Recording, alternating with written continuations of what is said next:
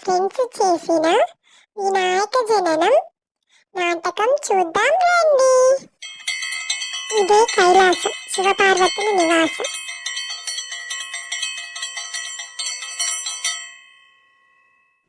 అదిగో అక్కడ కనిపిస్తుంది, ఆమె పార్వతీదేవి. ఏంటో ఆలోచిస్తుంది. ఏంటో చూద్దామా? అభ్యంగన స్నానం చేస్తున్నాను కదా, ద్వారం దగ్గర ఎవరు కావలిగా ఉంటారు? ప్రమదగణాలందరూ మహాశివునితో పాటు ముఖ్యమైన పని మీద వెళ్ళారు. ఇప్పుడెలా? ఆలోచిస్తూ తన ఒంటికి పూసుకున్న పసుపుతో ఒక బొమ్మను తయారు చేస్తుంది పార్వతీదేవి.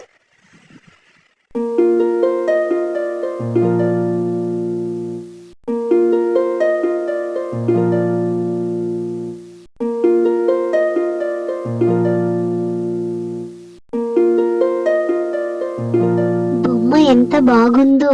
ఈ బొమ్మకే ప్రాణం పోసి నిలబెడితే సరి.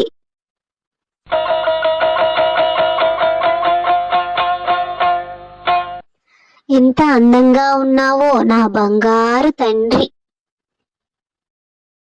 నమస్తే మాత. నాయన, నేను అభ్యంగన స్నానం చేయాలి. ఎవరూ రాకుండా ఆ గుమ్మం దగ్గరే కాపుగా ఉంటావా? సరే అమ్మా, నేను చూసుకుంటా కదా, మీరు వెళ్ళి స్నానమాచరించి రండి.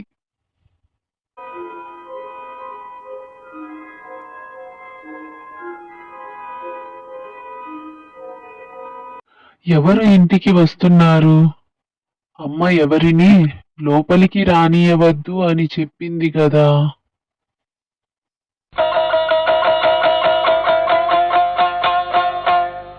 ఆగండి ఆగండి, ఎక్కడికలా వెళ్ళిపోతున్నారు?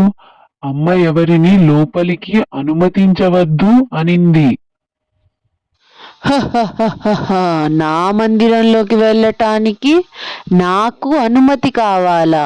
బాలక, ఎవరు నువ్వు? ముందు మీరెవరో చెప్పండి. నేను పార్వతీపతిని, శివుడును. నేను పార్వతీ తనయుడిని.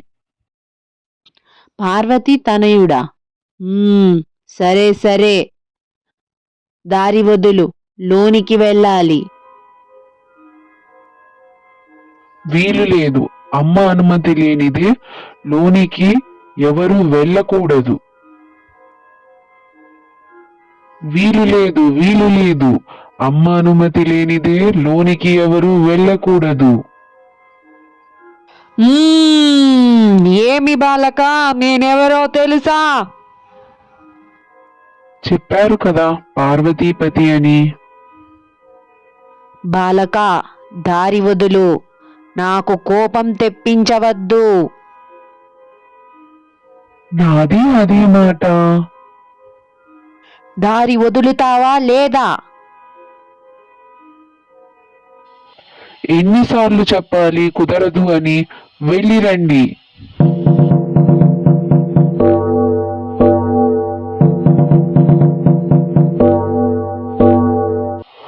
అమ్మా అమ్మా!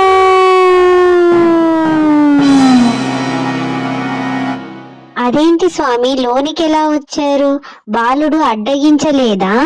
అడ్డగించాడు. ఆ బాలుని శిరస్సు సంహరించి వచ్చాను. ఎవరా బాలుడు? నేను ప్రాణం పోసిన మన బిడ్డని మీరు సంహరించారా? కుమారా, కుమారా, కుమారా, కుమారా! శాంతించు మాత, శాంతించు.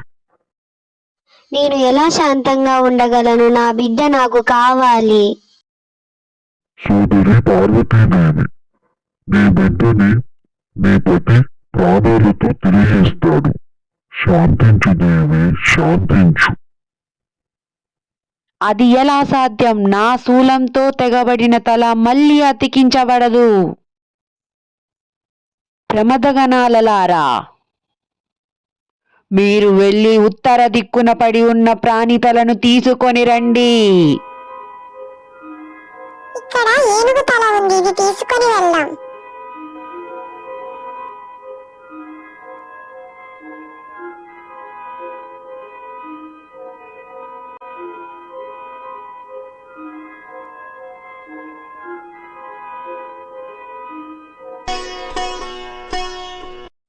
అందమైన నా బాలునికి ఏనుగు మొహమా లోకమంతా హేళన చేయదా? అమ్మ పార్వతీదేవి, జరిగినదంతా లోక కళ్యాణం కోసమే. నీ కొడుకు గజాననుడు అనే పేరుతో పిలువబడతాడు. ముల్లోకాలలో ఏ పూజలు జరిగినా మొదటి పూజ అందుకుంటాడు. విఘ్నములకు అధిపతిగా నిలుస్తాడు. ఇతనిని పూజిస్తే విఘ్నములు తొలగిపోయి అంతా శుభమే జరుగుతుంది.